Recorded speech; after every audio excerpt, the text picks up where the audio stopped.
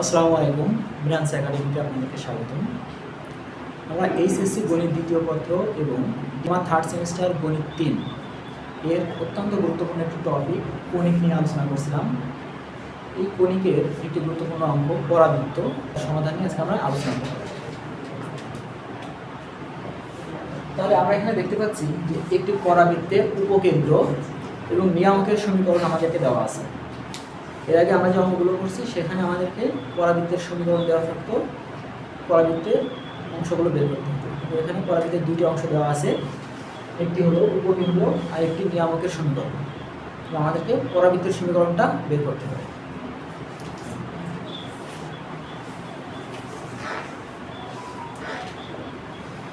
আমরা যদি দেখি এখানে একটা পরাবৃত্ত আঁকি,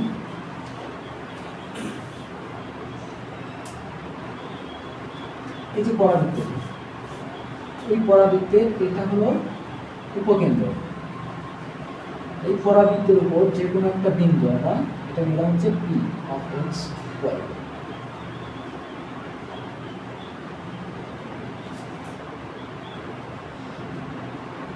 এম জেড এম প্রাইম আমরা দেখতে পাচ্ছি এটা হলো আমাদের নিয়ামক। এই নিয়ামকের সমীকরণ কিন্তু আমার দেওয়া আছে। আর এই যে পরাবৃত্ত, এই যে উপকেন্দ্রের স্থানাঙ্ক হচ্ছে -4 এবং -1, এটা আমাদের দেওয়া আছে। আমাদের কি বের করতে হবে?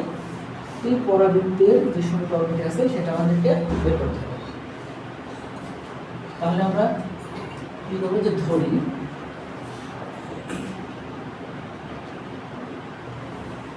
অফ এক্স ওয়াই পরাবৃত্তের উপর যে কোনো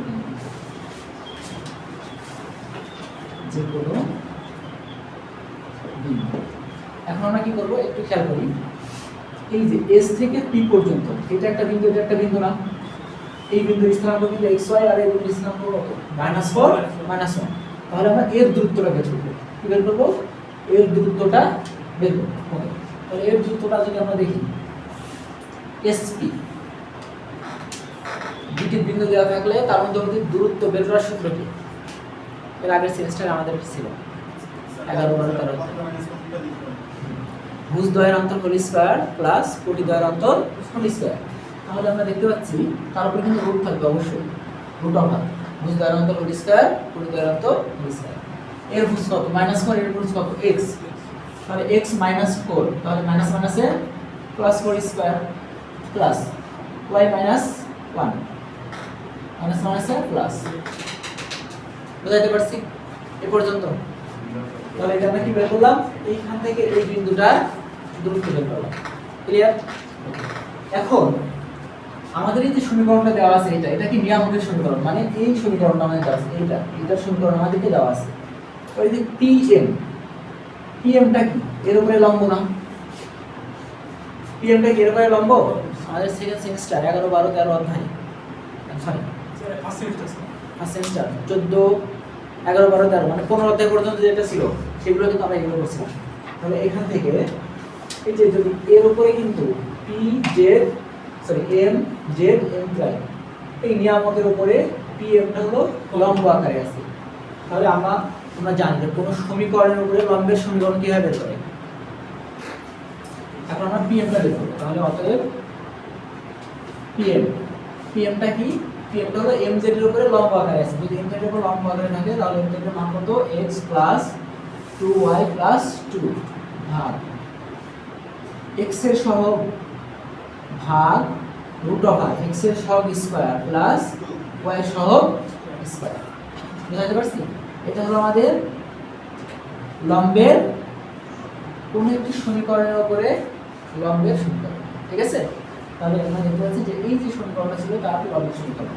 এখানে আমাদের কত আসলে x + 2y + 2 সমান, এখানে আমাদের কত আসছে নিচে 2 × 4 5, তাহলে √5। বুঝতে পারছি এই পর্যন্ত? এখন আমরা জানি পরাবৃত্তের সূত্র থেকে আমরা জানি যে SP = PM। এখান থেকে এর দূরত্বটা যা হবে এখান থেকে এর দূরত্বটা কি তাই হবে। ওকে, পরাবৃত্তের সংজ্ঞা যদি আমরা একটু পড়ি তাহলে SP সমান কি হবে? PM। তাহলে কি লিখব? যত পরাবৃত্ত থেকে পাই।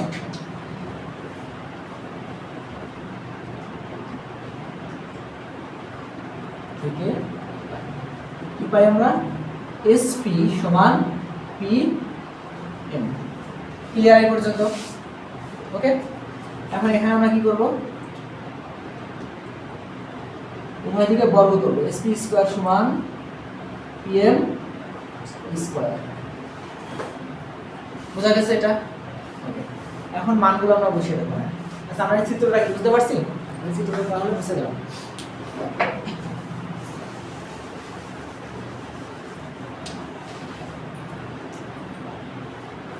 দেখো তো SP এর মান কত ছিল আমাদের? x plus 4 square plus y plus 1 square, তার উপরে কি রুট না ছিল? আর এর উপরে এটা তো SP এর মান, এর উপরে কি আমার স্কয়ার আছে না? এই যে SP স্কয়ার। ঠিক আছে, কিভাবে কি হবে? PM এর মান কত? x প্লাস 2y প্লাস 2 ভাগ রুট ওভার 5, তার উপরে কি স্কয়ার। একটু খেয়াল করি, এই যে রুট আর স্কয়ারটা কি উঠে যায়? এই রুট আর স্কয়ার উঠে যায়, তাহলে এখানে কি থাকে? x plus 4 square plus y plus 1 square. ঠিক একইভাবে এখানে রুট আর স্কয়ার উঠে যায়, উপরে কি হয়? x plus 2y plus 2 square ভাগ নিচে থাকে কত? 5। এখন আমরা এটা a প্লাস b হোল স্কয়ারের সূত্র করব। a প্লাস b হোল স্কয়ারের সূত্র কি? a square plus 2ab plus b square. এখানেও a square plus 2ab plus b square. এটা যদি আমরা উপরে দেখি, উপরে কিন্তু a plus b whole square সূত্র যায়, এটা কি হয়? a square plus b square plus কি হবে? c স্কয়ার, তারপর প্লাস 2ab, তাহলে 2ab 4xy plus 2bc 8y 2ca plus 4x, আর নিচে কি আছে? 5। এই পর্যন্ত কি আসছে স্ক্রিনে? ওকে, এই ফ্যাক্টর ভাগ আকারে আছে, এই সাইডে কি হয়ে যায়? গুণ হয়ে যায়। তাহলে 5xy x square plus 5 8 40x 5 সমান কত বলো? 80 plus 5y square plus 10y plus 5। ওকে, বুঝা গেছে? x square plus 4y square plus 4 plus 4xy plus 8y plus 4x। এখন আমরা সবগুলো একদিকে নিয়ে আসবো। তাহলে 4x স্কয়ার, এই যে x square minus x square. Okay, এদিকে আছে কি? প্লাস 5y স্কয়ার, এই যে 4y স্কয়ার, এদিকে এসে কি হয়ে গেল? Minus 4y square. এখন এখানে কি আছে? প্লাস 40x, আর এখানে কি x আছে সিঙ্গেল? এই যে মাইনাস 4x, তারপরে এখানে কত আছে? প্লাস 40y, এখানে কত সিঙ্গেল আছে? Minus 8y। এরপর এখানে আমরা কি বসাবো? 80 আর 5 কত হয়? 85। এই যে ডাবল ট্রিপল আছে, এগুলো নিয়ে আসি। মাইনাস 4xy, ঠিক আছে? এরপর আমাদের এখানে কত হলো? প্লাস 85, আর 4টা এদিকে চলে আসলো, মাইনাস 4 সমান কত? 0। এই পর্যন্ত কি বোঝা গেছে? এখন আমরা হিসাব করে দিই, কত হয় এটা? 4x square plus y square. 40টা x থেকে 4টা x বাদ দিলে কত x থাকে? 36x থাকে। 10টা থেকে 2টা y থাকে, তাই না? এটা তো কিছু করার নাই, তাহলে মাইনাস 4xy থাকবে। এটা কি হয়? 81। এখান থেকে এটা বাদ দাও, তাহলে কত হয়ে যায়? 81 ইকুয়াল 0। এই যে আমরা সমীকরণ পেয়ে গেলাম, পরাবৃত্তের সমীকরণ। ঠিক আছে, তার মানে আমাদের এই সমীকরণটার উপকেন্দ্র আর নিয়ামক দেওয়া ছিল, আমরা তার সমীকরণটা নির্ণয় করি। বুঝা গেছে?